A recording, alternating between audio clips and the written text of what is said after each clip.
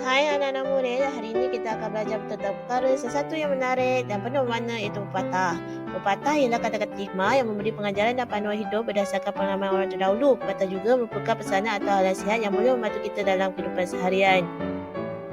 Ciri-ciri pepatah yang pertama adalah mempunyai pengajaran dan panduan hidup. Yang kedua, berbunca daripada pengalaman orang terdahulu. Yang ketiga, lebih panjang daripada 10 bahasa. Yang keempat, membawa nilai moral dan nasihat.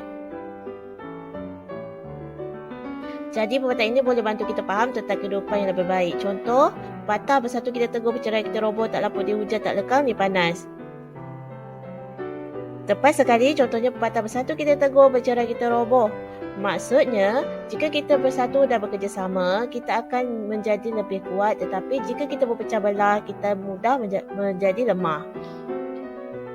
Jadi anak murid, pepatah bukan sahaja sekadar kata-kata, tetapi pesanan penuh hikmah yang boleh membantu kita dalam kehidupan seharian.